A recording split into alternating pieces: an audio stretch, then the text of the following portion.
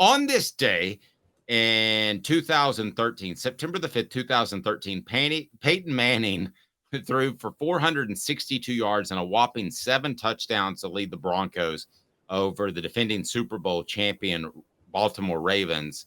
And they were able to win that game with a pocket passer that absolutely was one of the best at the game. My question for you, are the days of Peyton Manning over? Do you have to have some sort of running ability to have success at a high level playing quarterback in football nowadays? No, there will always be room for drop back passers. If it wasn't for the titles alone, we might be talking about Joe Burrow being a better quarterback than Patrick Mahomes right now. Joe Burrow would have he's very close to maybe being the best quarterback in the NFL, Joe Burrow. I will say this. The days of a mediocre pocket passer is over. So you can't be mediocre in the NFL as a pocket passer. You have to be elite. But yes, you can be elite as a pocket passer. Joe Burrow, Matthew Stafford's 2 years removed from a Super Bowl. Jared Goff is going to start for the Lions this year, even though I think Hendon Hooker might get that job later down the road. I think there's a lot. I think pocket passers are still a thing in college, in the NFL. As long as they're elite, as long as they're great with their decision making, yes, you can still be a pocket passer and work out. Okay, so if Peyton Manning came out in last year's NFL draft, would he go number 1?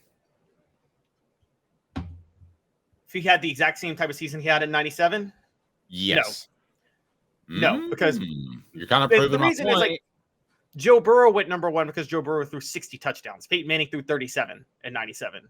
So well, but as a player, though, I'm talking about, you have to break him down as a player. I mean, this is a different day and age of football, but just as a player, what he was able to do, his accuracy, would he have been the first pick in the draft? Well, then, yeah, I'll still say first pick, particularly when he kills it in the interviews. I mean, look, we know this. Look, and I've talked to Fred. I know people are unfair with revisionist history with how they treat Ryan Leaf, and I totally understand that. But I do know it's not a lie that there were some intangible concerns over whether or not to draft Peyton Manning or Ryan Leaf. And intangibles was a big reason, I think, that Peyton Manning ended up being the most valued prospect of the two in the draft. And Peyton Manning's going to knock it out of the park. And I just want to point this out. For those who don't know, yes, Peyton Manning was flat-footed, but he had a 4.88 40 time. Well, Patrick Mahomes runs a 4.8 40, and he's the best quarterback in the NFL. That's not that much faster. And so, yeah. Well, and to clarify, I don't think flat-footed. I thought he had good feet in the pocket. Now, he couldn't run. So those to me are I don't think he would. I think he would have gone number 2 to Bryce Young because of the mobility. I think the mobility would have outweighed everything else. There's the size factor, though. Peyton's 6'5", Bryce Young is 5'10". But there was also with Leaf, there was that he was even more of a statuesque type of pocket passer, that he had heavy feet. I mean, he could run. I thought he was kind of considered a John Elway type. He wasn't. I was barely. Yeah, not to that extent. I mean, he would break tackles and he wasn't afraid to run, and it made for some cool highlights. And he was probably more athletic than Peyton, but I think Bryce Young in today's football would have gone 1, and Peyton Manning would have been 2. Even okay, but who would you bet on right now? And I have a lot of respect for Bryce Young, but Peyton Manning coming into today's NFL or Bryce Young, who are you going to bet on, Dave? I would bet on Peyton Manning because of the size issue. I think that Bryce Young will be incredible as long as he's healthy, but I don't think he'll stay healthy for 12, 14, 16 years. Yeah, that's a fair point. Basically, with Bryce Young, you can't use that mobility in the NFL. He's going to have to learn to be a Drew Brees pretty much, because the mobility will kill him, honestly, if he uses it too much. If he's 2 inches taller, 20 pounds heavier, I don't think we're having this conversation. I think he's, as a prospect coming out of school, I think he definitely goes over Peyton Manning. But that's how much I think of Bryce Young. It's not a knock on Peyton Manning. So you're telling me that as far as the pure pocket passers, like Peyton Manning, like Dan Marino, Tom Brady, you're telling me that there's still a home for them as long as they're elite? Yes, as long as they're elite, there's still a home for them. And Joe Burrow is elite. I don't think Trevor Lawrence is that great of a runner. He's elite. So yeah, and again, I don't even think Matthew Stafford's elite, but he won a Super Bowl with the Rams, so we just can't take that part away. Well, and to your point, Patrick Mahomes he makes a lot of plays by buying time, but most of his great throws and great plays are from within the pocket, but he can run.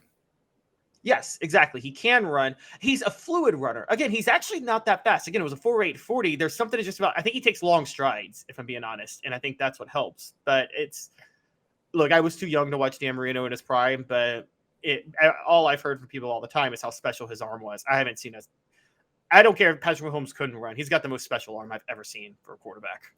Yeah, I think you want to get the ball out in like 2.7 seconds is the rule, or maybe it's 2.4 is the general rule.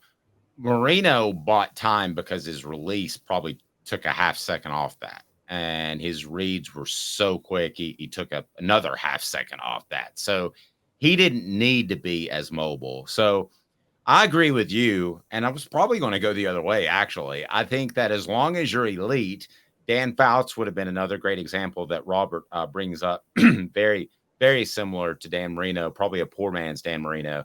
But no, I think as long as you're elite, you got a spot. But I think that you might fall a little bit in the draft. You might be middle of the first round instead of the first overall guy. And then there's a guy like John Elway who was a great He'd be number runner. one in any draft. Yeah, was a great runner for his time. I mean, would he be a great runner now? No, he would be a good runner. That's a totally different type of cat altogether. What about? Oh, sorry, I was going to say, because when I talk about special arms, do you think it's just intangibles, or was somebody like Tyler Bree, was it his release? Do you think that held him back in the NFL from ever making it? Because he had a rare arm too. I never liked how he had a bit of a sidearm delivery. I always thought that was a little bit of an issue, and he'd have balls batted down. I think a lot of this is luck, to be real honest with you. I think going to the right coordinator, I mean, if Jalen Hurts goes to a lot of other places, is he having elite success in the NFL? I would argue no. So yeah, if Andrew Luck goes anywhere else, he's in the Hall of Fame. But he went to the worst organization that Peyton Manning masked all of their flaws, and Andrew Luck was put on suicide watch with how often he was hit at Indianapolis.